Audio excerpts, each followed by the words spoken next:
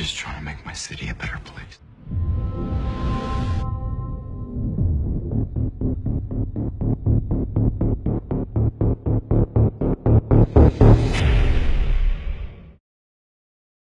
Hey YouTubers, it's Charlie. So there's a new Daredevil Netflix teaser for season 2, but it's a very different kind of teaser, really just teasing the fact that Netflix is now almost like the biggest content provider worldwide. I did a video the other day about how Netflix might end up dropping Daredevil season 2 the same day that Batman v Superman hits theaters worldwide. And just to count it up, like the big thing they want to hype up with this teaser, not only, Daredevil, but the fact that they're now in more than 130 countries worldwide.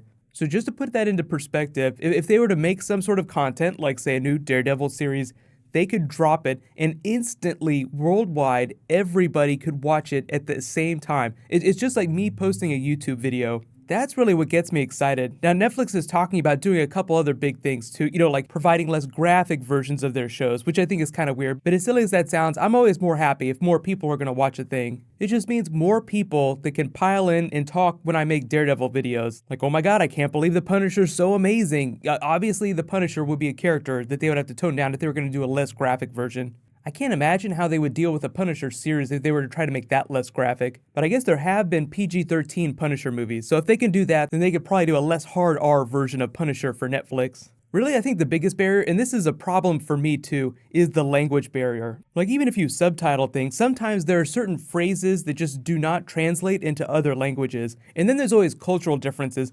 Different cultures have their own jokes that are culture specific. So you guys actually let me know, like if you've ever seen a Marvel movie in a foreign language, just let me know like if there are any jokes that just did not work because they don't translate into your language. Sometimes when they're doing dubs of really, really big movies like Star Wars, for example, they can make subtle changes to fix that, but it doesn't always work. Sometimes it ends up being pretty hilarious. But if you are someone who really likes to help out with subtitles, there's actually like a YouTube process. If you want to submit foreign subtitles on videos that I make, you have to go in through the subtitle menu here, but there is something that lets you add subtitles. The only real requirement is that there have to be English subtitles first. So if you don't see English subtitles and you want to help out, you can totally submit subtitles. If you really want some laughs though, turn on the YouTube auto subtitles. Sometimes they're hilarious, sometimes they just don't make sense, they're just gibberish, but sometimes they wind up being amazingly unintentionally funny.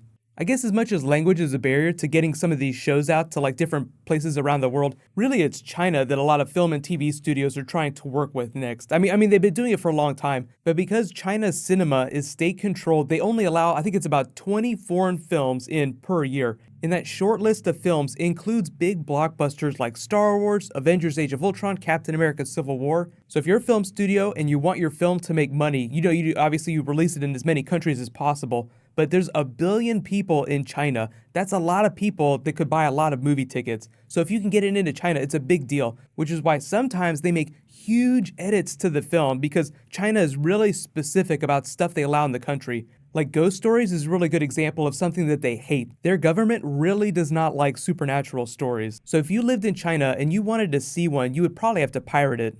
Which is actually another reason why Netflix and YouTube are so awesome. Like Daredevil season 2, when that drops, it drops everywhere instantaneously, which is probably the best tool against piracy. Now, you might live in a country where Netflix doesn't exist, so we will not judge you if you have to pirate Daredevil season 2 just to watch it. But that's why I always get really excited when YouTube rolls out in new countries. Now, the interesting thing about Netflix and YouTube, they're just two examples, Facebook does it too, but they tune their algorithms for culturally specific things. So if there's a big thing happening in your country, you're more likely to see that on like the YouTube front page than something that's happening in America. But like if you're subscribed to my channel, wherever you live in the world, within like a minute or two of me posting a video, you'll see it in your sub box. So even if you live in a country where the primary language isn't English, like you'll still see my videos just like you would see other people's videos. It's really interesting to see how YouTube prioritizes things based on country. There's actually a joke that PewDiePie told a while ago where he said that he did not make the front page in Italy because the most popular thing to watch online in Italy was soccer matches or football, depending on where you live.